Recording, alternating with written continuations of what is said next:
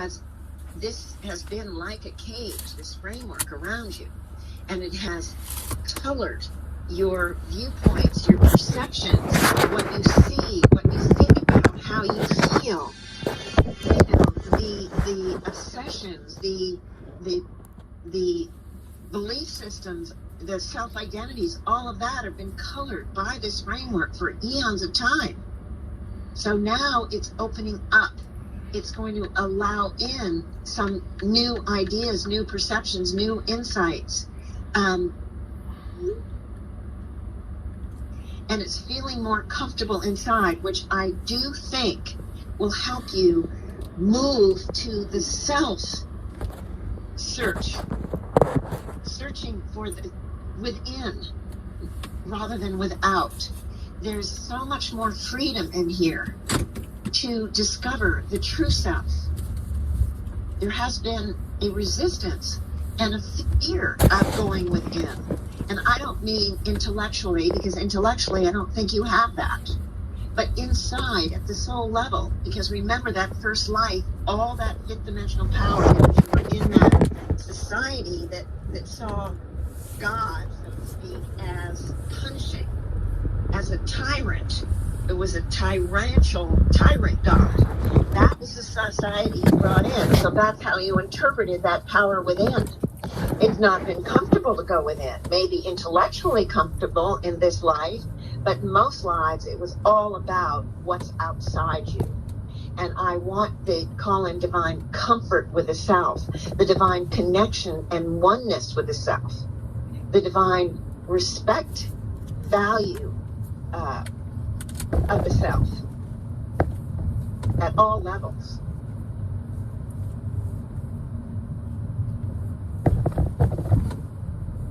I want to call on divine mission, divine unfoldment. And you're crying, okay? You're crying here in this image because there is hope coming in. You're feeling the possibilities. You're feeling that you can be free of this. And it's a crying more of relief than anything else.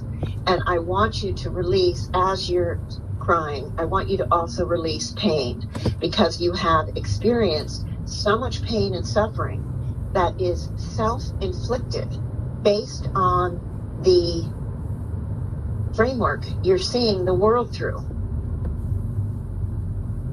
So it's self-inflicted. This is what we all do. It's based on the interpretations of what we see, and all that you see is interpreted through this framework. And because you have the victim framework, not only do you call in people that are likely to victimize you, but even if they don't do anything, you can see things they do as victimizing you. And I have no idea, and it's not important where that is. It's not about the details, but that's what all victims do, myself included, which I used to do all the time. That's what we do, is we interpret things, our personal attacks, when it's not that at all. The person is just triggering what we already carry, and or they do it to everybody. It's not personal to us, but we take it personally. They're doing it to me. And so then the blame goes out, and then the target hits that person. It's you. It's your fault. Now, moving out of that pattern doesn't free them up. They have to discover their own and heal themselves. But that is not related to, it's not our job to point it out, to fix them, to make them good so that we're better. It has nothing to do with us. They've just triggered us. So I'm seeing now that's absolutely, you're going to begin to be able to move more into the idea that you can do this now, and that you are responsible for you, not just at the word and mind level, but the actual action level, the knowing level.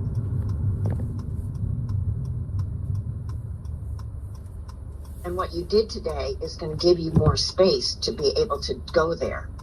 And I do want you to release the whole idea of tyrant, that your internal fifth dimensional self, and you would never have thought of that in that lifetime because we didn't have any, you wouldn't have had those terms. But the internal light, the internal God, the internal spirit, whatever you want to call it, is punishing, is a tyrant, and all of that. I want you to release that and all the fear that was as a result of that, you know. And here's another piece.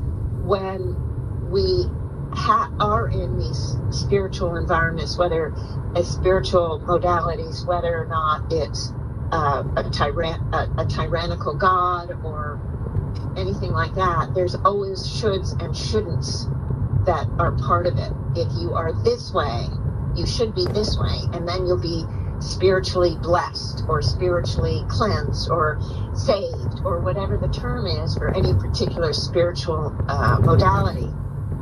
So we come also with rights and wrongs, shoulds and shouldn'ts. It's part of this framework, and it's very normal and natural with all the spiritual seeking you did, all the spiritual environments you became very invested in, hoping to get the healing that you wanted, even though you couldn't even explain exactly what it was, and I don't know how it manifested in all those lives.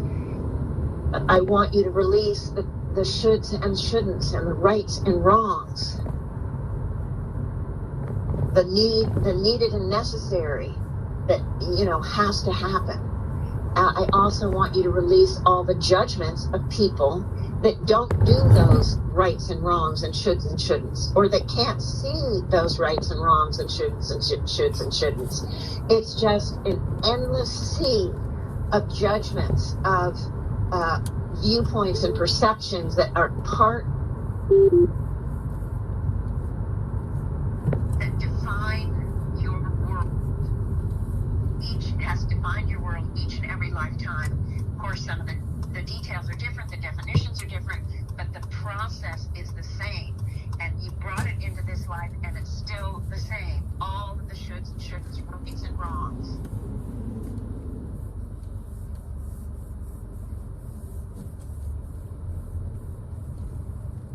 And you've had this coming out of your ears, involved in all these spiritual groups. So you absolutely believe that there is a right and wrong. Absolutely solidified truth. There is one right and one right, one truth. And it depends on the situation and condition and the people, what that comes. But you have a belief in that concept itself, that general concept. And it's a solidified belief. You may understand my words when I say, there's my truth, your truth, and the ever-evolving truth, and that what is right for you isn't necessarily right for your sister, or isn't necessarily right for Tom, Dick, and Harry over here, and it's not up to us to lead the horse to water and then force them to drink. If that water isn't right for them at that point, we have to allow them to walk away. They found water in another corral somewhere else, and that's feeding them, that's nurturing them, that makes them feel good. That's what they need in their own particular journey. It doesn't have to be that trough that we bring them to. Everybody has their own right, what's right for them, and you may understand the words, but inside you have a solidified belief that there is one right. Absolutely one truth. And of course, that means whatever situation or condition you are in, you would read through that belief system. And I want you to do the best you can to let go of the belief system that there is one right, that there is one truth, that there is one thing, one magic bullet, one anything that's going to, quote unquote, fix, or is, quote unquote, the answer, or is, quote unquote, the gonna heal, whatever the situation or condition is, because I'm just being very general, because it plays out in many arenas. So I want to just really now focus on the one right thing belief system. This is part of the larger framework. It's the floor, okay? It is symbolically the floor of the framework, or the floor of the gazebo, however you want to look at it. And it is part of the floor. And there's a fear here. If you dissolve that belief, right? If you dissolve that floor, you're going to fall to your doom. Because the floor of anything, it disappears, and you go in and you break through the floor, you're going to hit you're going to go down into the cellar or down into the well, and you're going to be killed or hurt or whatever. So there's the fear, very real fear of neutralizing this floor, this belief that there is one right thing, and you're the one, the corollary is you're the one to tell the people. So, but right now we're just focused on there is one right thing. This is the foundation. This is what's pretty much holding this framework together. So I want to just see, I want to call in divine flush, divine release, divine dissolvent, divine anything through the top of the head, move through the body, pull out anything from the body that's attached to it, or anything from the soul mind that's attached to it, moving out through the feet and absolutely permeating the floor you're standing on. You want this light to go in and dissolve this belief, this solidified truth that there's one right thing. Now, I've heard you acknowledge there isn't one right thing, but the very solidified belief at the soul level. So even if the mind level has gotten past that idea, the soul level has eons of time where it's believed in it, so it's really solid. So we want I'm seeing the light go out through your feet, almost like roots going out, but it's not roots, it's light, just light flowing through this, and the floor is thick, deep, 2, 3, 4, 5 feet deep slabs of granite or cement or something. It's very, very, very much a part of it. And all the modalities, or most of the modalities, except for mine, as far as I know, have the belief that they have the answers. It's any of those spiritual modalities that you spent eons of time in. This is why you have this deep floor, because it's part of the teachings forever. So I want all the light to move down from your feet, and I want you to stand there with your hands down just a bit off of your sides, palms down, sending light through your palms.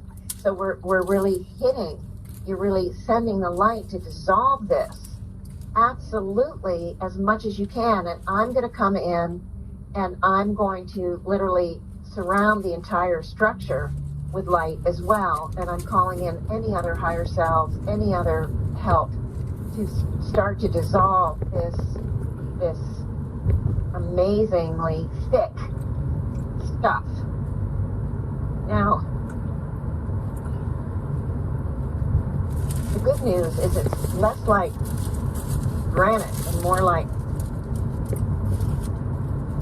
cement, because cement is an amalgam of stuff. It's not a solid rock, but it's still thick enough. What I'm finding is that the light is moving down into and around and beginning to dissolve and loosen the granite. It's beginning to, not the granite, the cement. It's beginning to loosen it. So as it loosens, more and more light is getting in. It's dissolving. It is really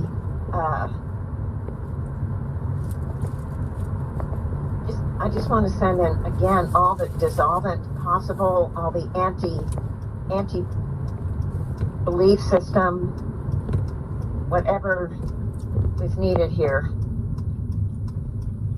I want to call in divine love. I'll tell you another piece of this. You're extremely intelligent. And you, in many of these modalities, and I could never say all of them, but many, you became like the expert in these. You became like the expert. You knew so much about all of these modalities, all these spiritual situations, and, the religious things that you studied.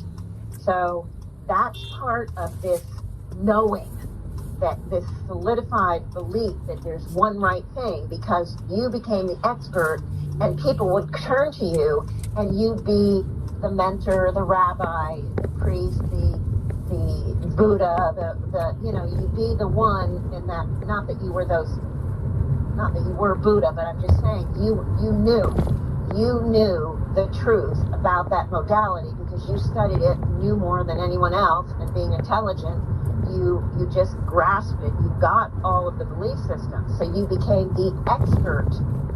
And that's feeding into this belief that there is one right thing, because in every life you took on, you knew you were the expert, and so that's what you came to believe lifetime after lifetime. You know more than that now. You've studied many different modalities. You see the good, bad, and the indifferent about it. You see the levels of you see the conceptual levels. You see them very well. So you're beyond that, but it's still there from the soul level. Now, dissolving it doesn't mean you won't have an expertise. It won't mean that you don't understand and know certain things. But we don't want this belief here anymore, because the right is defined by each individual. And if an individual is involved in the Southern Baptist Fundamentalist Church, that's where they need to be. That's where their soul is finding help, sustenance. That's where they are getting hope. In the next life, they might just go into a church and decide, this is more limited than I need, and they'll go somewhere else. They're on their own journey, on their own timing. The right is defined by each and every individual, and it is not up to us to judge, to say, but you're wrong.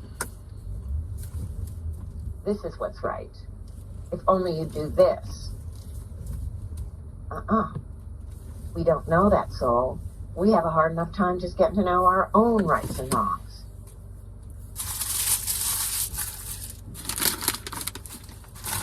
And if we carry the belief there's one right thing, then we're going to judge somebody as not doing the right thing. And that's a judgment, and there's that judgment pattern that comes from this kind of orientation, this kind of structure, this kind of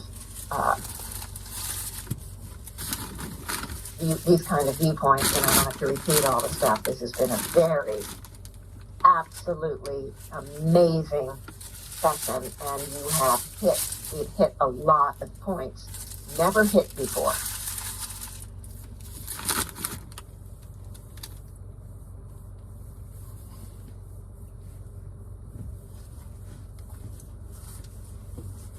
Okay, I'm seeing a lot of that foundation being dissolved. But it's funny, it's almost like there's just this space under your feet going down about 3, 4, 5 feet where the cement hasn't dissolved, because you're using, I got to stand here, I got to have it, it's like a safety net. It's like, okay, I can't let go of all of it just in case I need it again. And that's a typical soul reaction. It saves part of it won't release the entire pattern. It just won't do it, because who is it going to be? It's afraid. Who am I going to be? What's it going to be like? I've lived my eons of lives like this. How can I deal, with all this change? And I want you to release all those fears. And also the outside of the base is also still there. It almost looks like one of those bunk pans, that has the center. It's got an opening in the center. It's so hard for me to describe it. But anyway, so you still have part of that base here, and but it is definitely better. This is going to help a lot.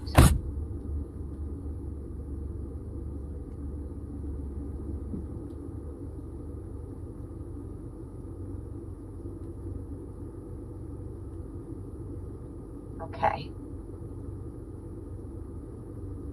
All right, you're still standing inside the framework. The framework is much bigger. It's much lighter looking. It doesn't look like, I said, the heavy metal bars. There's a lot of light here. There's more opening. The base now is, a lot of it has been dissolved. It was really holding it up. There's one right thing, and that's the modality after spiritual modality after spiritual modality. All your seeking and searching. I want to call in divine love again, divine forgiveness, divine understanding, divine healing, divine unfoldment. And I want to just absolutely envelop the totality of this whole image, this whole pattern.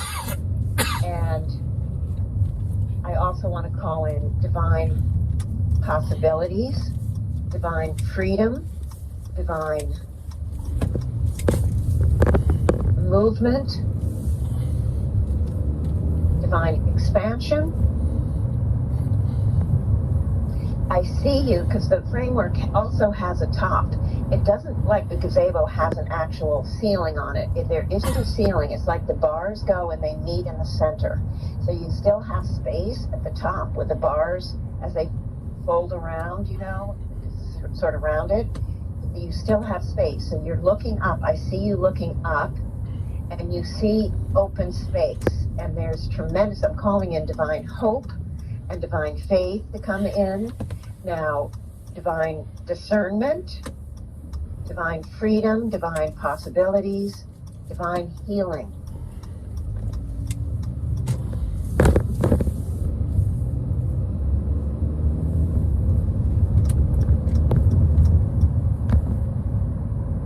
Okay, and then what I did was I activated, just in the silence, I activated your heart center.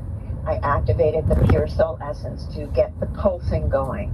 And you looked down you were looking up, which was good because you saw the openings. You saw, hey, there's more to life than what's inside here. There's more outside. But then I activated that inner pulsing, that inner light, that inner heart that is so powerful in you, Zeke. And I activated it, and I absolutely, you looked down. It was like, oh. So it's very important that we leave on this note where you understand that the real vision is inside.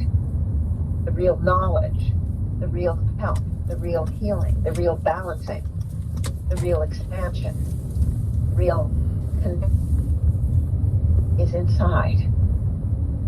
The real love is inside.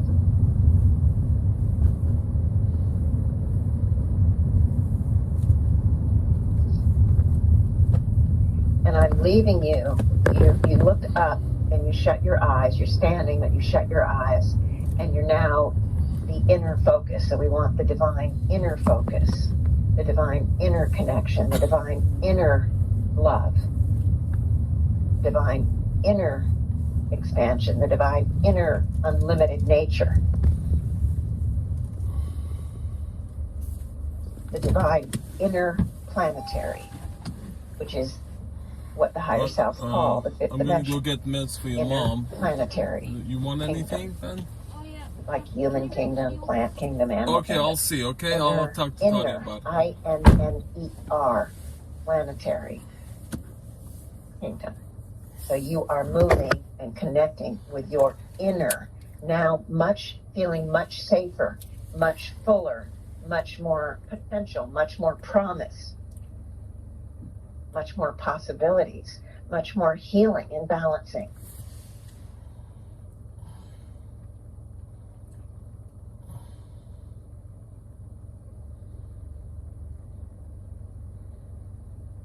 And with that, I'm calling in the divine acclimation, the divine integration, and the divine assimilation for you, Zeke.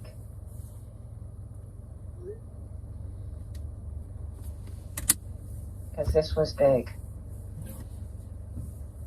this was big, as all your sessions are, because you have so much motivation to move. It took us a while to get here, but I think this could be pretty key, and I do think we're going to need to work on it again, because the framework did not disappear. It changed. The image of it changed, so there's certainly progress, but I do feel like we're going to need at least one more session. But I do feel that you need to process and integrate and utilize and refocus on the, focus within first before we have another session. It's not about the mind, it's about. Hello? Yeah. I was kind of thinking, like, because I always. Wait, yeah. Zeke, I can't understand. It's like you're on one of those radios that doesn't work. Wait, hold on, okay. Can you hear me now? Yeah, that's God. It was like, Yeah. So I always felt like I try to be super good, super kind, super generous to people, to prove to them that I'm not bad. This is like and then so then that getting punished, that does make sense, that then, because I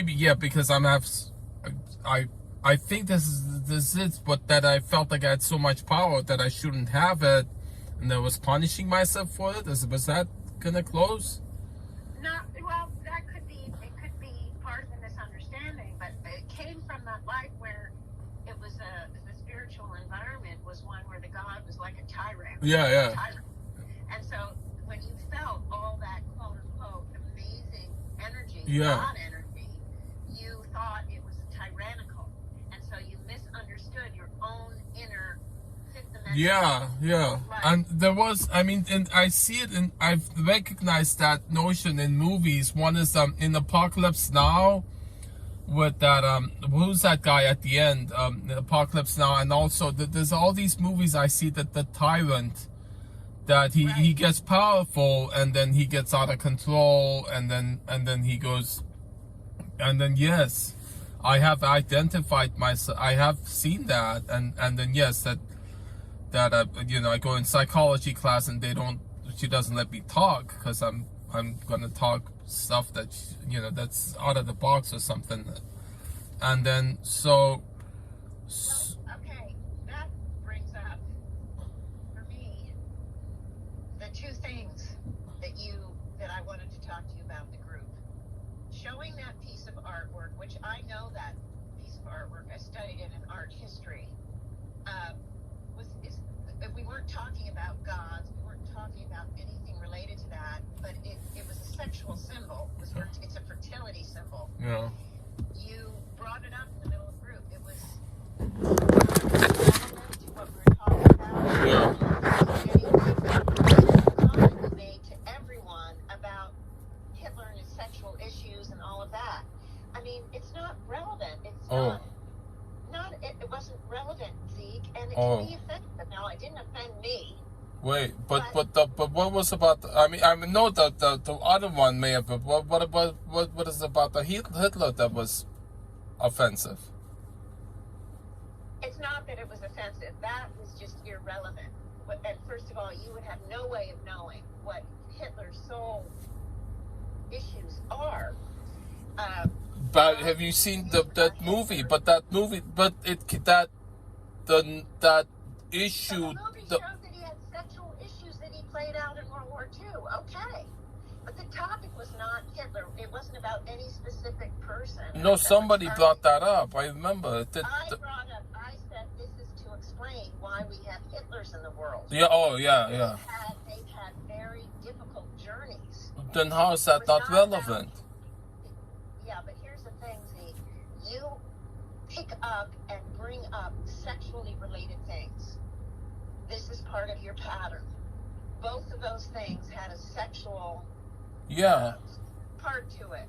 It's not, we aren't talking about sex. We aren't talking about sexually related issues. We aren't talking about individual, we're talking about the general concept. I only have 2 hours, I don't have a lot of time, so I'm trying to get a lot of concepts in general. Yeah, but I posted it on the chat. I didn't talk about it. It was your need to communicate this because sexual issues, you find it fascinating. I don't know that anyone in the, Hitler is a... It is fascinating though, isn't it? That maybe because of something that happened that he did all that. It is very probable, right?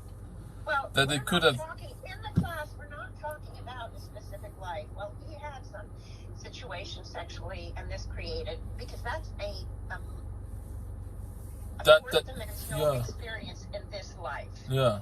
If he had something in this life, it only triggered what he carried from other lives. Yeah. Anyway, yeah. We're not about analyzing people in this life based on this life experiences. That's what psychologists do. It's very important. It's very powerful. I'm talking about not this life, but the soul's journey. Did I say one thing about what happened in this life to Charlie? Not one thing. It was about the journey of lifetime after lifetime and all of his experiences. That's the orientation of my class. If you want to know more about specific people in this life, then you watch those kind of shows on Hitler or anybody else.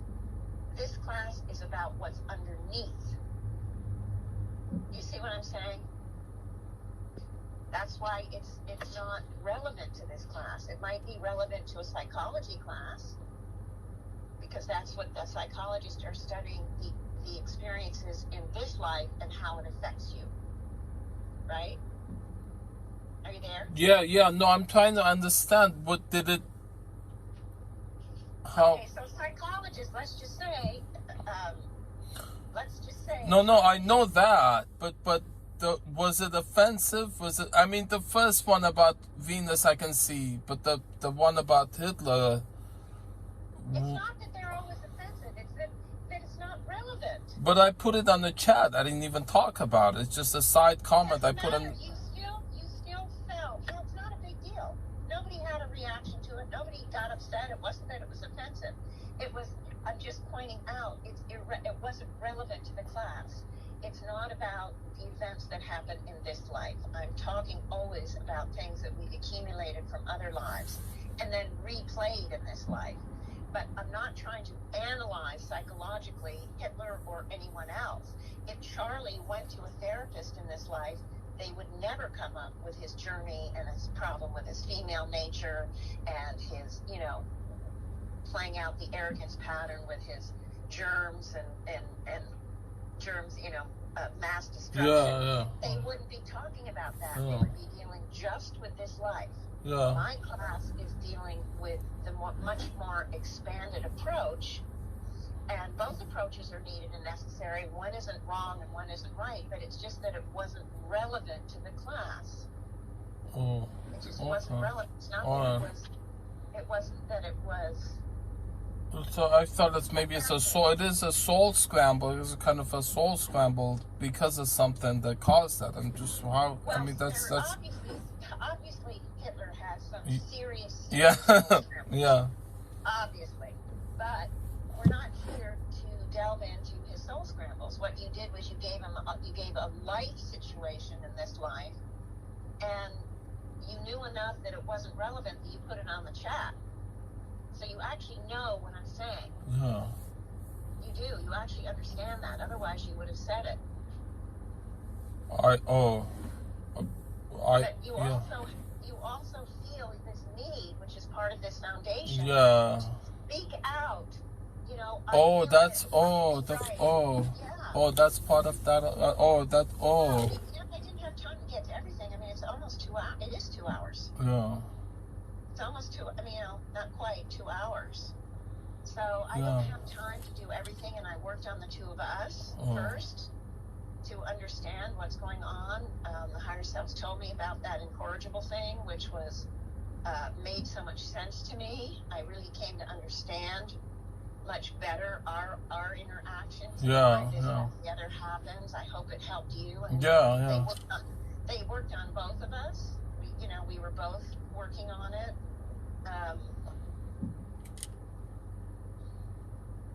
So I do gotta listen to it over and over again. There's more than that I feel that I got, and I gotta, and then to work on it.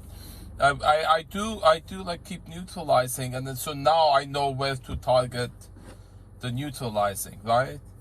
That's what it'll help you the neutralizing. For that sure. that very first time that I came back to after, Yeah, right? and then the framework, it just keeps being So that now that I know where it is, then right? start there, and then there were all those pieces. You did the secret search, and then you got involved in those spiritual environments that there's right and wrong. There's all sorts of belief systems, and you became the expert. There's just so much. So I just listen to it, pinpoint all of those, and then neutralize them. Like any time all of the instances it came up, all of the lives, and right, and all. You pause it. I say one thing, you pause it, neutralize. Yeah. Then unpause it. Go to the next thing. Pause it, and just use You it just as a list tool. them all. Just list them all. So then go through it. You go through the list, and so, I mean, I know what they are. I mean, it's part of who I am. I don't have to look at it. Those are things that accurately. I see that. It's not. It's I do want you to understand that when somebody is an incorrigible, they almost just are unable, because of the pattern that's created, that creates that thing, to really do the mission full time, a big time. So my encouragement, remember in the class homework, is to pick one thing and to work on it all week. And I would work on this because the money and the effort to get out onto TV and all of that won't flourish while you're carrying this pattern like this. Okay. Yeah. And the hard that my husband was a fabulous writer, No. a fabulous musician, a fabulous artist, and none of those things. He just kept sabotaging himself over and over again. Yeah. Came to fruition. Yeah. And that's what I don't want for you. And your pattern is completely different. It's all different. But I know of other incorrigibles, and that's what happens. They never actually flourish and expand to all their ability because they have this framework. Okay. You see, that holds them back. And so I will send you that recording today. And if you work on it, even if you just do 1 or 2 minutes of it all through the week, you don't have to do the whole thing, but just work on this pattern as much as you can. Okay. Yeah. Yeah. You can skip over the part about me that came in the beginning, but just go right to the part where I start. Yeah. Also, if you have any references to that notion, the incorrigible notion, in your books or other literature that you have from the higher self, let me know if it's there somewhere. You talked about it before? I really don't. I've never written about it. Oh. I've never done a session on it because it's very piecemeal. I got a lot on it on my husband in my own sessions. None of my sessions are transcribed. Oh. And they're all in storage. Okay. I didn't worry about me. I just transcribed other things. Uh-huh. I will look to see if we have anything on incorrigibles, but I'm pretty sure I don't have anything that's been transcribed. Yeah, so like the more I understand it, I imagine the better, easier it would be to, neutralize it. Just the only concept you have to really understand is it's like a cage. Yeah. Of misunderstanding that holds you from really moving out into that active destiny path. I was always seeing that, Janet, in my artwork, when I got out of high school, 86, 87, 88, 89, I was always seeing, and I was always drawing. I have all those drawings that I did of me, a male figure, a long, thin male figure, and a long, thin female figure, and I was in a bubble. I was always, I remember I was telling Jim Richards, was that psychology teacher back then when I first graduated. I was always talking to him, and I was telling them that there was inside a bubble, And then there was this girl, Alexandria. That's amazing, like something. And then she ended every semester. We would end up in that. She was taking the same art major, and in Pierce. And then I transferred this again. She would end up, and then I would never talk to her. But I felt like, and then I couldn't talk to her because I was inside this transparent bubble. And then I remember I was talking to Jim Richards about it. And I said, there's things, and you don't go outside a circle. And it said bingo, like that was the thing. That was my bubble. For some you have the bubble, you have the things, you have a circle. You shouldn't go outside of it, something like that. It's a bingo, like maybe that's that certainly resonates with what you're saying, And I have all those artworks. And I don't want that for you. So yeah. I cannot encourage you enough to work on this, because this seems to be pretty much the heart of it. And that's it. The onion, all the layers of the onion. There's the very big first life. That's the very core of the onion, like the seed in the very center, something in the very center. Maybe then I'll get over that, and then freedom, at last, free at last, That's what I want for you. Yeah, So well, yes, yeah. working on it. Yeah, so I'm really glad I got that, and thank you. Yeah. Alright. Yeah, you're welcome. You're welcome. Okay. Okay. Alright. Kiddo. Bye. See ya. Bye.